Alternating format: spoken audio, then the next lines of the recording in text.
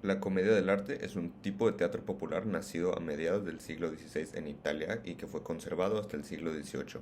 Es teatro pobre, lo que significa que es dirigido a las clases populares, y de acuerdo con Didi Hopkins, son las raíces de la pantomima.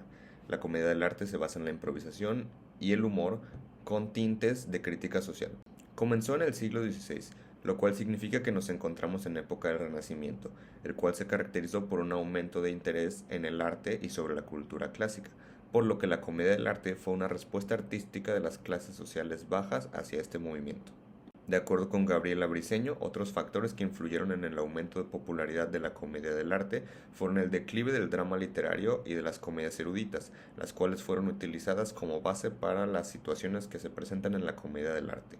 La Reforma Protestante, la cual buscaba reducir el poder de la Iglesia Católica en toda Europa, y finalmente la división de clases sociales altamente marcada en la Italia del momento, lo cual logró que los personajes de la comedia del arte fueran fácilmente identificados por el público y se permitiera hacer una sátira a todas las clases sociales por igual. Una de las características principales de la comedia del arte es que se le permitió a las mujeres participar en escena. Esto como una burla sutil, no muy sutil, a los roles de género muy marcados en la época, además de que el hecho de permitir mujeres en escena era algo que aumentaba la popularidad de la comedia del arte. Isabel Andreini es uno de estos ejemplos. A lo que se refieren también cuando mencionan teatro popular, se refiere a que utilizan situaciones de la vida cotidiana, es decir, las personas que lo veían se podían sentir identificadas, y ya que había una representación burlesca de todas las clases sociales debido a que estaban fuertemente marcadas por la época, esto permitió que no hubiera algún tipo de sesgo o público específico general, más allá de las clases sociales bajas. Finalmente, el aumento de interés por el arte y el hecho de que siempre fuera en espacios abiertos fue lo que provocó su expansión por muchos lugares de Italia. Además, las conexiones económicas entre grandes ciudades italianas como Milán y Venecia permitieron que se pudiera expandir por Europa, pero principalmente en Francia.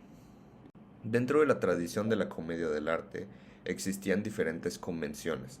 Una convención es algo que siempre se puede esperar dentro de una obra de la comedia del arte. Algunas de estas tradiciones incluyen los personajes arquetípicos o stock characters. Estos personajes eran los únicos que aparecían en la comedia del arte y cada personaje representaba una clase social o un estilo de persona diferente.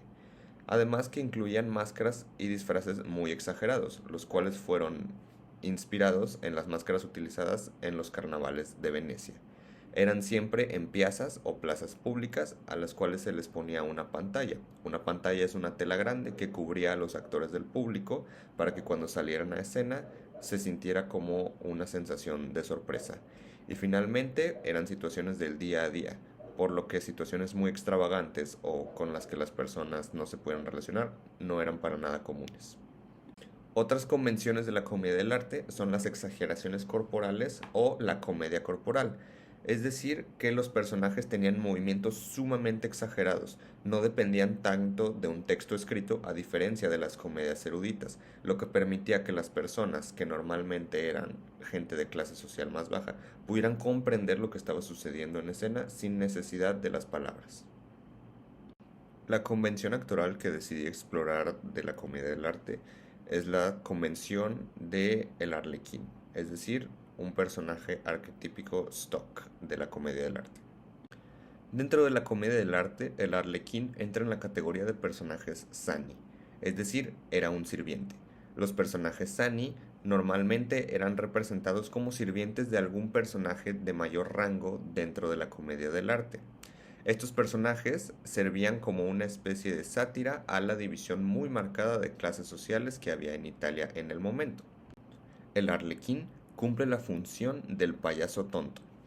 Al ser un personaje primitivo, este constantemente está guiado por el hambre o por el amor, liderando siempre todos sus movimientos corporales con la punta en la nariz o con su cabeza. Antes de ir en cualquier dirección, el arlequín volteará y moverá la cabeza hacia esa dirección. Es constantemente emparejado con Brigela, que a diferencia del Arlequín es un personaje más cerebral. El Arlequín es un personaje sumamente físico que, como lo expresa Didi Hopkins en un documental de National Theatre, requiere una corporalidad muy exagerada. Los personajes de la comedia del arte tenían movimientos que se inspiraban en los movimientos de los animales. Esto por dos motivos principales. Primeramente, para cumplir con el requisito de la comedia física. Y en segundo lugar, porque de esta manera, al relacionar personajes con animales, era más fácil identificar a qué clase social pertenecían o para hacer la burla a las normas de la sociedad del momento de una manera más clara. El arlequín, de la cintura para abajo, era un mono, ya que tenía un centro de gravedad bajo y le recordaba a la audiencia que era un sirviente. Y de la cintura para arriba, el arlequín representaba un gato, es decir, tenía movimientos más finos, lo que le recordaba a la audiencia sus ataduras con el hecho de que servía a la clase social más alta. Finalmente, la vestimenta del arlequín, la cual era compuesta por dos prendas principales. Primero, la máscara. Era de cuero, siempre negra, y solo cubriendo la mitad de su cabeza, de la nariz para arriba.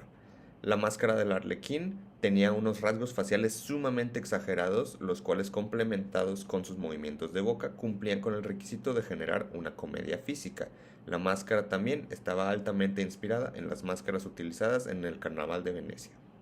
Y su traje se caracterizaba por ser muy colorido y con una excesiva cantidad de triángulos de diferentes colores o de telas que no eran de la tela original del traje. Es decir, se veía con un traje parchado, viejo, pero muy colorido, el cual le recordaba a la audiencia que el arlequín, a pesar de todo, seguía siendo un sirviente.